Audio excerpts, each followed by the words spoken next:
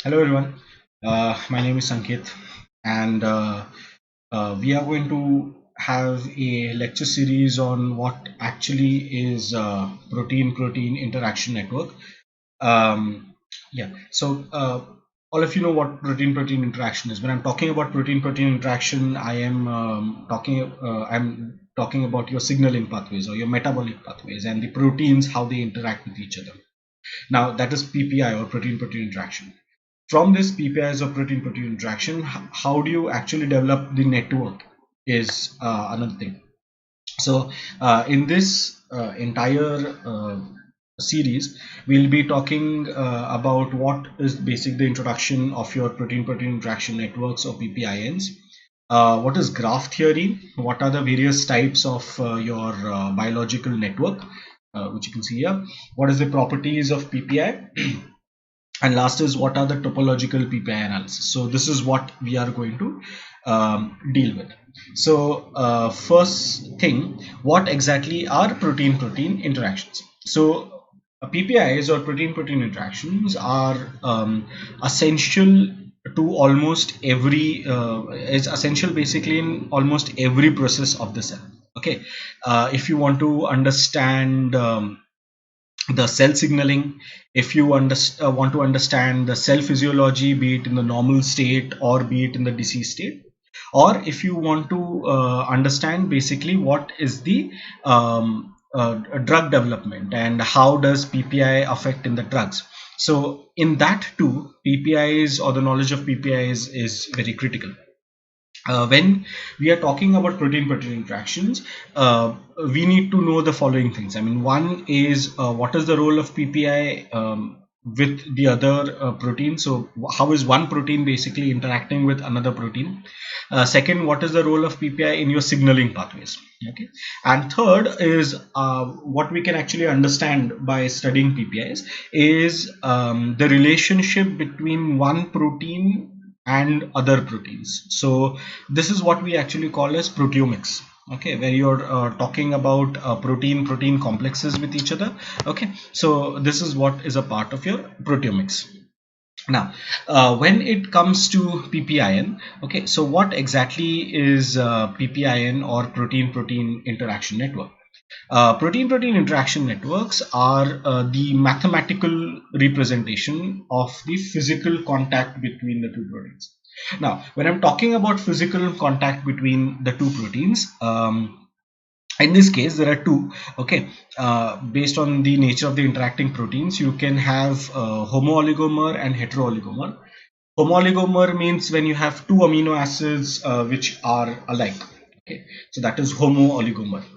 Heterooligomer means when you have two proteins which are completely different. Okay, like P53 AKT. So these are two different proteins. So this is an heterooligomer. Now, what is the whole purpose of actually studying these contacts? Okay, one is these contacts. Achha, now, when I'm talking about these contacts, I'm actually talking about the interface region. Okay, by the way, between two proteins, the region which is contacting, you can see these amino acids or these amino acids which is interacting between these two proteins. This entire region is called as the interface region. And why we need to study this interface region is A, they are highly specific. Okay, so for A particular protein, this region is very specific. For B particular protein, this region is very specific. Okay, they also have now these regions are also called as the binding regions. So you must know what actually molecular docking is.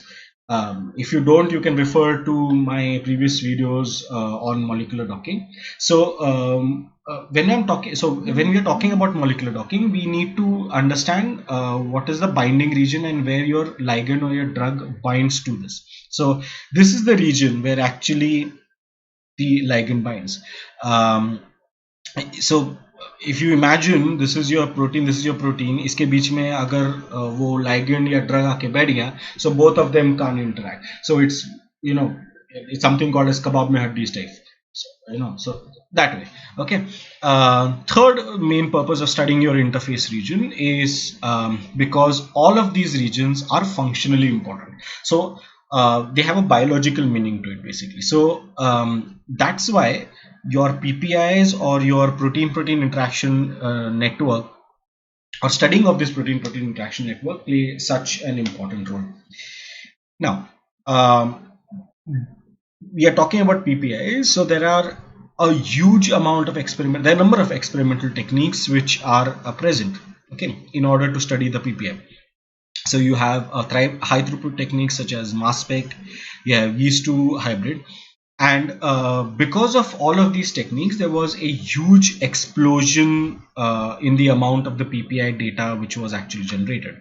Okay, and this explosion actually led to a construction of a network, okay, or a construction of a complex. And this construction of a network or a complex is what we call as an interactome. Okay, so these so what is interactome is nothing but the uh, is you have different protein interactions in an organism, okay, which all together carry out one specific biological function. Okay, I'll repeat again, it's different protein interactions, okay, protein interactions, various together forming one signaling pathway, another signaling pathways, and all of these signaling pathways coming together to form one particular biological function. So that is what is your huge interactome. There are various databases. Intact is one of the databases for carrying in which you can study the different proteomic knowledge or the information what is there. So we can call this is as an explosion basically in your omics data, and this explosion also led to another thing. It led to a systematic approach of the data analysis. Now you have so much of data, okay, you need something to manage it. I think you must have heard of something what we call as database management system. So what is database management system? You have a huge amount of data, you need some system to manage it. For example, a librarian, okay, librarian manages this entire sets or the books, sets of books which is there, okay, so she's managing it. So, and how? In a systematic approach. Now this systematic approach, okay, in this case is what we call as your systems biology. Okay, so your systems biology is basically to understand, okay, what are the various biological entities which are there, and how they are functioning at a systematic level. Okay, so and it's analyzing of all these components which is there. So if you can see, you have different networks, you have different interactomes, and how these various interactomes or how these PPIs interact with each other in a proper way, in a much more skilled way, or in a correct fashion. Okay, this is what is studied in this field of systems biology. All right, so I hope you have understood what exactly is protein interactions. What is an interface region, why we need to study interface region, what is a PPI and a protein interaction network.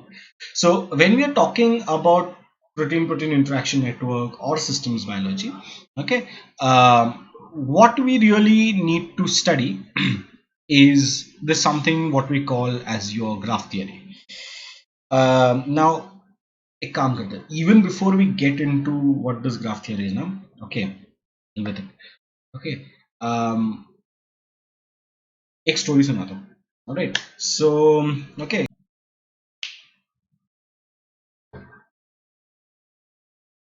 Königsberg. Königsberg in Russia was a multicultural city. Okay. It had a profound knowledge of literature.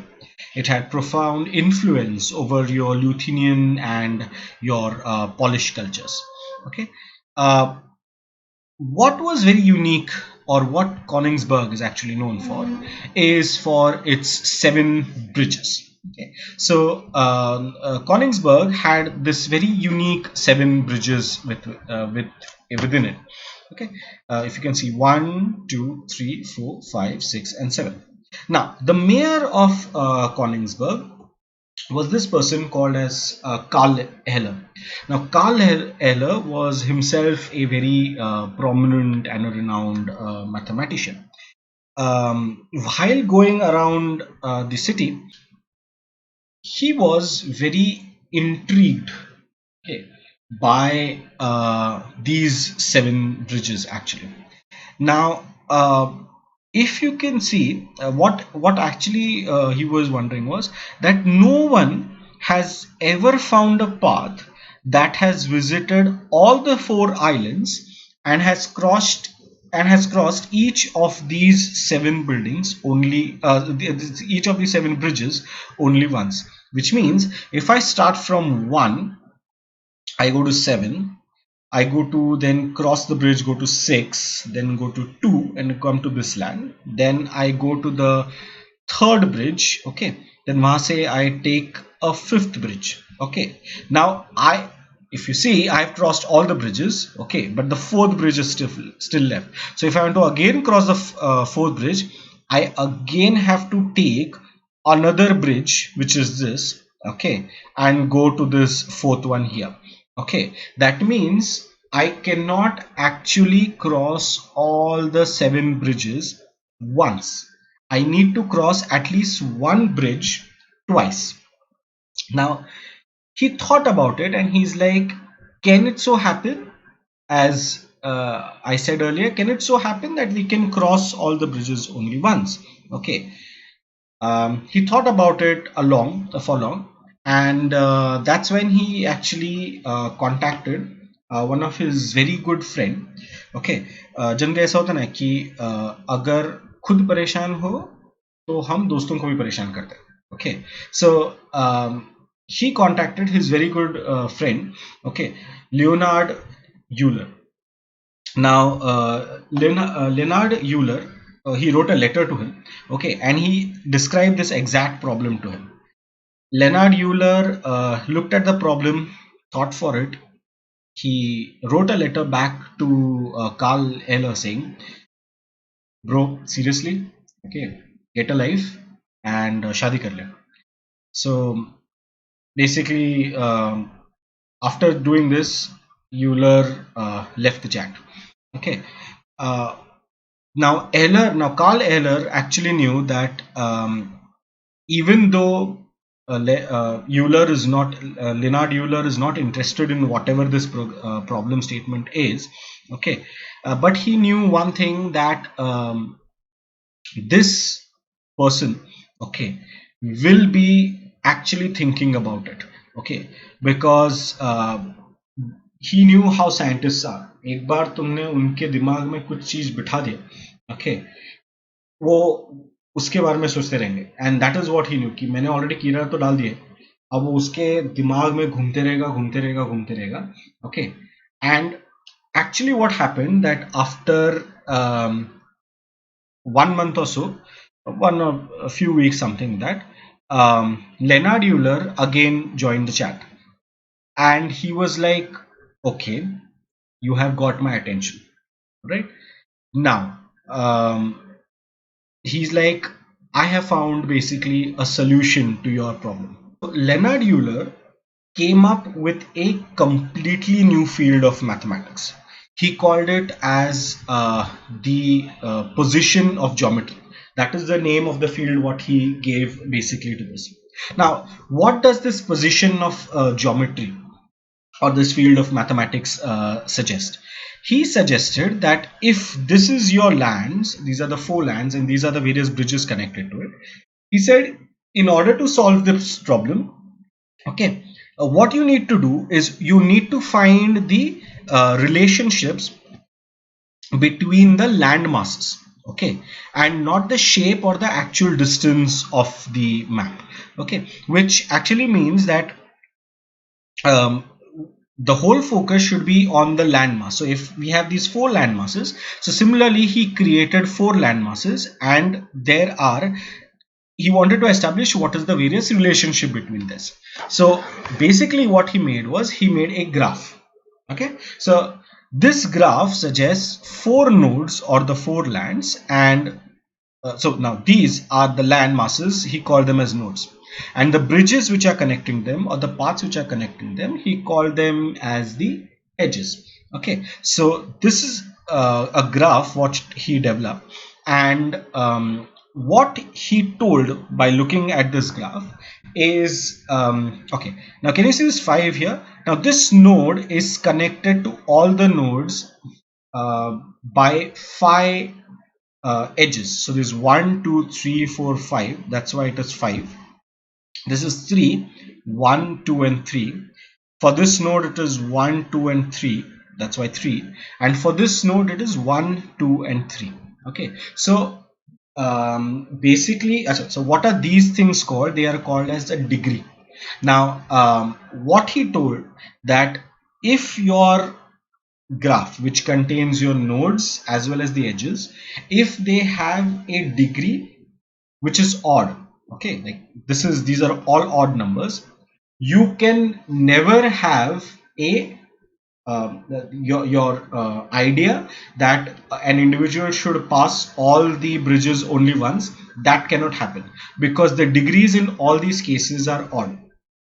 The degrees which are there, they're all odd, 5 3 3. What is that case where you can cross all of these nodes, okay, only once? Which are those cases? It is when your degrees, okay, which are there for the nodes are even, like in this case. If you see here, this is one node, second node and third node. So if you see this one node, it has just one connection, that's why इसका degree 1 है. If you see this node, it has two connections, that's why उसका degree 2 है. और इसका अगर आप node देखोगे तो इसका कनेक्शन 1 है. ओके, तो if I want to go from, suppose I am in this island, suppose I am in Mumbai. So Mumbai से मुझे जाना है लोनावला, मैं यहाँ पे आया, और लोनावला से फिर मुझे जाना है Pune. Okay, now this is one single path, so I have not, I can go in this one single path one time. Why? Because this, out of this entire graph, bhale ye dono is an odd, this one thing is an even number. Another example. Okay, again 3 nodes. Now I am here, I take a train from Mumbai. So I want to take a train from Mumbai to Pune. So this is that I'm sitting in the train here. It goes through this edge, it reaches Lonavala. Okay, and then I again take a train, it goes through this edge and then reaches Pune. Okay, now if you see here, now Pune से वापस अगर मुझे मुंबई आना है, so I take a train again from Pune. Now I'm not taking the same path, obvious. So I'll be taking another path. Okay, obviously you have two different trains, two different tracks, right? So I'm taking a path and then it is going to Lonavala and then to Mumbai. Now again here, I am not crossing that same path twice. All right, are you getting it? So the reason why is because if you look at the entire, this node has two edges, this node has 1 2 3 4 4 edges, and this node is again connected to 2, so it is 2. So this is an even graph. So this is an even graph, this is an even graph, this is an odd graph. That is why what he suggested was, if I want to actually cross all the bridges only once, I have to eliminate one bridge. Because if I eliminate one bridge, or I eliminate one edge basically, then what will happen is your node. So suppose अगर मैंने ये edge eliminate कर दिया, okay, तो ये क्या बन गया 2, because 1 and 2, तो ये 2 बन गया. और अगर ये 2 बन गया, then I can have then if I'm all in this land masses, I can cross all the bridges. I can cross all the bridges only once. So in your entire graph, you need to have one node with a degree which is even. He called this as a Eulerian path after his name. So all of this was called as a Eulerian path. Okay. Later, this field of mathematics, that is your position of geometry and the Eulerian path, came to be known as your graph theory. Okay, so this is how the graph theory was born. Graph theory was, or this entire field of mathematics, or this entire field of graph theory was actually born out of a curiosity of a scientist to cross bridges. Yeah. Okay, and yeah, so what you may ask, what happened to this entire thing? Okay, is these seven bridges. So during the World War, okay, there was a lot of bombing which took place in Konigsberg, and one bridge actually broke. All right, and because one bridge broke, a Eulerian path, that is all the paths which was here, could be covered. So Eller and Euler both were extremely happy, but then the entire city was bombed and it was nowhere to be found. So, hope you like the story of the graph theory. Interesting, right? So, we saw what is protein-protein interactions and what is a protein-protein interaction network. In my next session, we will be looking at what exactly is the graph theory and what are the various types of the graph theory based on its network. So, thank you for watching. Hope you understood everything. And thank you very much. Have a good day. Bye.